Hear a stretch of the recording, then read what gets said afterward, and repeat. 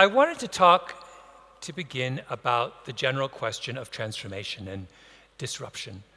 What does it mean to face uncertain waters, and what does it mean to be someone who can be a success in a very fast-changing and uncertain world? And when we discuss those topics, when we discuss the question of disruption, generally what we do is we focus on things that people know, right? What do you need to know to be a success in the current marketplace? Or we focus on resources. What kind of support do you need to be a success in the world? But I want to leave those two questions aside and focus instead on attitudes. And that is, how do you need to feel and think to be a success in a disrupted world? When you look at entrepreneurs, as a group, at successful entrepreneurs, you will find a cluster of personality traits, right? Of which disagreeableness is one of them. So in all of the big, and there's been many big studies of successful entrepreneurs, what you discover is that they're quite similar on one level. They are all people who are open, that is to say, who are very creative, who have an ability to see solutions to problems that others don't. They are also people who are highly conscientious. So they're people who are capable of following through on an idea in a detailed, disciplined way. And right away, when you think about those two traits, you can understand why successful entrepreneurs are so rare. There are many people who are creative, and there are many people who are conscientious. It is very hard to find someone who possesses those two traits in combination. But they also need to be somebody who is not reliant on the approval of their peers to do what they think is right? Because time and time again, when you look at the origins of successful businesses, you will see that the rest of the world thought that the entrepreneur and the innovator was crazy. We talk about what it takes to be a great disruptor, a great innovator, and we overlook how much courage it takes to be a great innovator. You know, if there's one thing, I remember once years ago when I was writing my book, Blink, I was talking to a guy who studied marriages and what were the signs you could see in a couple that would help you predict whether they would stay together. And his observation was there was one emotion that more than any other predicted that a marriage was going to fail, and that is contempt. That when you see contempt in the eyes of one member of a married couple, the marriage can't survive. It can survive anger. It can survive all kinds of emotions, negative emotions. It cannot survive contempt. And why is that? Because contempt is the emotion where someone says, I don't want to be a part of you anymore, right? I'm not even willing to even engage you.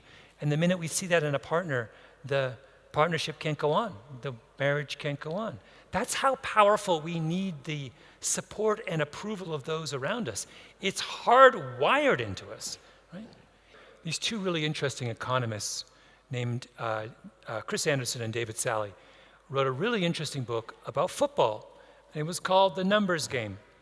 And basically they went through and they asked a series of questions about football and answered them as an economist would answer them.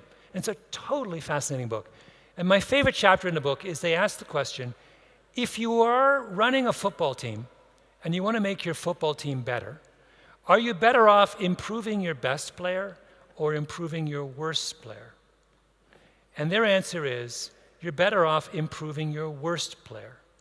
Football is a game that is heavily reliant on mistakes, right? If games are typically 1-0 or 2-0 or 2-1, one mistake can be crucial. It can turn the outcome of an entire game. And so if you think that your worst player is more likely to make a mistake than your best player, then you're better off improving your worst player, right? Secondly, football is fundamentally interactive. Even the greatest football player in the world, even he can't move the ball all by himself from one end to the next. He needs the participation of his teammates, right? And so if everyone has to be involved in order to successfully move the ball around the field, then it matters who your worst player is. If you had 47 amazing passes and one terrible one, it doesn't work. Whole thing falls apart. So just having one player on the field who isn't up to snuff is sufficient to undo the genius and mastery of everyone else. Football is what we would call a weak link game. It is a game where your organization is only as strong as its weakest link. Your weakest links are carrying the load for the strongest links. So it really, really matters how good your weak links are. Now compare that to basketball. Basketball is completely different. First of all, basketball is not a game that's driven by mistakes. Basketball players make mistakes routinely. Doesn't matter. You're scoring so many times that you could make 50 mistakes in a game, and it's not going to turn the outcome of the game. Secondly, basketball is not interactive in the same way. That if the best basketball player in the world decides he wants to move the ball from one end of the court to the next all by himself, he can do that, and no one can stop him. He doesn't require the participation of every one of his teammates in order to score the basketball. Basketball is a strong link sport. Your basketball team is as good as your best player. And when you want to make your basketball team better, what you do is you upgrade your best player, not upgrade your weakest player.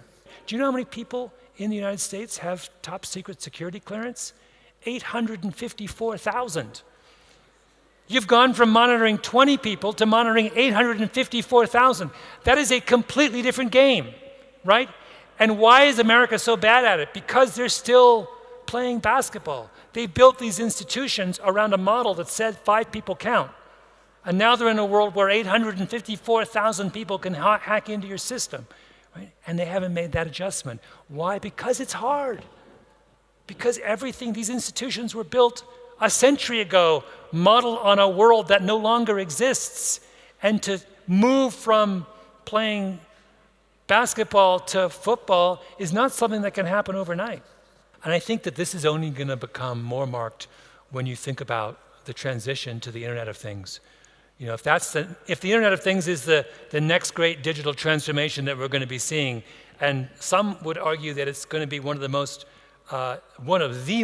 disruptive of the technological transitions of the modern age. What is that about? That is about bringing connectivity to ordinary devices, to all of these devices that have thus far been left out of the digital equation.